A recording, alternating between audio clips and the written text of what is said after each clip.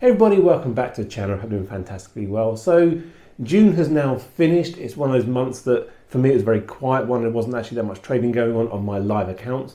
I was really working on getting a lot of my challenge accounts out of drawdown and back into a slight profit. But overall, let's go through the numbers, see how much profit I actually made, and was it worthwhile still carrying on as a funded trader. So as I said, I've been setting a lot of different objectives over the past few months. Really been trying to get another challenge account completed.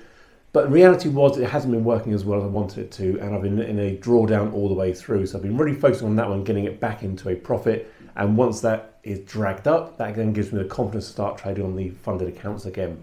So I'm really only traded the funded account with FTMO for the last week of June. And essentially I made overall on that a 1.2% profit, and with an 8% profit split and converted it into pounds, that gave me a payout of £762.05. So the profit for June, if I add in a potential payout I'm still waiting for from OFP, that brings me up to around about £1,800 total for the month of June. And obviously with no trading outgoings, I've not bought any challenges, I have no subscriptions to any charts or any other software packages. It's all profit. So yes, it's not as good as it should be. I really want to be back into that making 3, 4, 5% per month, but if I can do 1% per week on that account, that obviously gives me the confidence to scale that up going forward. And we are only halfway through the year. So we look at the total profits for the first 6 months of the year. Yes, it's not ideal, but if you compare that to what a lot of people would actually go through working for, say, minimum wage, my overall profits are nearly £10,000.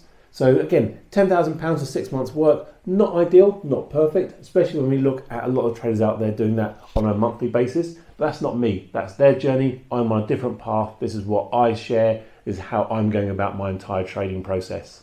So those are the raw numbers, not ideal, but could be a lot worse. I'm still able to maintain a lifestyle. This obviously goes to fund whatever I need to do in the future.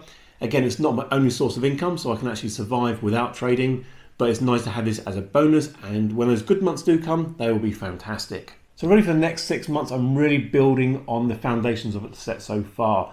It is a case of more funded accounts, scaling those accounts up, working on the FTMO Prime route. So for that, I need to get 4% payouts, which is not unfeasible to get done this year. And once I'm at that level, it then brings in a whole different scale of trading.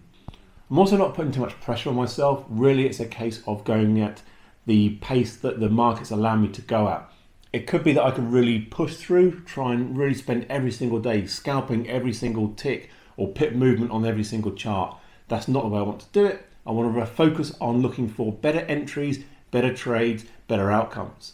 And with that becomes the main skill involved in that is patience and time management. Really looking for the correct opportunities in each day and looking for the right time to pounce. And that's the one thing I've been working on the past few weeks, trying to really pinpoint that time of the day that works for me. And at the moment, it's been that sort of 1:30 to 3 o'clock in the UK session, which is at the start of the US Open. Normally it used to be beginning of the morning for me, but I've learned that it doesn't work for me in the current lifestyle. I prefer to have a bit more chilled out morning and then really attack the markets in the afternoon. And that all comes from the journaling I keep, all the data analysis, and really that's a fundamental part of the entire journey of becoming a full-time trader, understanding all of the minutiae, the detail, all of the small things as you go into making the bigger picture of becoming a profitable, successful trader. So thanks for watching. It's a very brief one today, but I'll catch you all very soon with some more updates and hopefully a lot more profits. Cheers everyone.